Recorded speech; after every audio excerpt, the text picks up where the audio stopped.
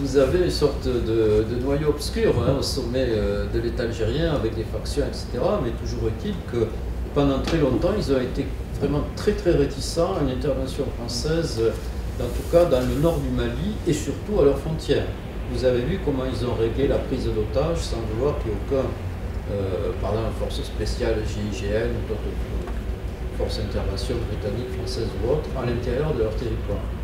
Donc, personnellement, mon avis, c'est qu'ils instrumentalisent les différents groupes salafistes. Est-ce qu'ils vont jusqu'à les héberger, les armer, les pousser contre l'armée française? Je n'irai pas jusque-là, je vous avouerai que je ne le sais pas. En tous les cas, c'est ce qu'ils ont fait très largement en Algérie depuis des années où la situation est incompréhensible. Je ne comprends pas comment les autorités algériennes ont manœuvré les groupes dits islamistes. Moi ça m'étonne parce que les informations que j'avais vues c'était plutôt que l'Algérie ça fait pas mal d'années qu'ils sont en train de combattre l'islamisme et qu'ils ont fait des alertes auprès des gouvernements maliens depuis longtemps et auprès de la France sans qu'il y ait justement de réaction et que le problème ne soit pas traité. Tout à l'heure j'avais parlé de des ambassadeurs français. Moi ce qui m'avait aussi étonné c'est que pour le 60e anniversaire de l'USRDA, je crois que c'est Nicolas Lenormand, ambassadeur français. Quelques mois avant, il y avait déjà eu des saccages de la part de mouvements islamistes dans Bamako. Et lui, lors du 60e anniversaire, en réaction, la première chose qu'il a trouvé à dire, au lieu de parler de l'islamisme, c'était critiquer l'héritage socialiste de Modibo Keïta.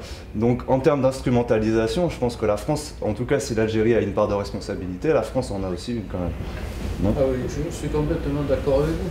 Mais je me souviens quand j'étais en reportage, là, j'avais vu un attaché militaire qui prônait le retour des compagnies méharistes. Vous voyez, le vieux rêve colonial qui ressurgissait. Alors, il n'avait pas vu que les différents mouvements rebelles d'ordre religieux ou autonomistes, ils en sont au pick-up. Mais enfin, voilà, il y en a qui sont dans un rêve colonial ininterrompu. Vous savez peut-être comment on appelle couramment, au moins j'ai retenu ça de mes 3 années compliquées à Saint-Cyr, comment on appelle l'infanterie de marine jusqu'à maintenant en France? On l'appelle la coloniale. Et j'ai vu des officiers supérieurs africains crier avec des généraux français « Vive la coloniale » actuellement, en 2013. Ça vous donne un peu une ambiance.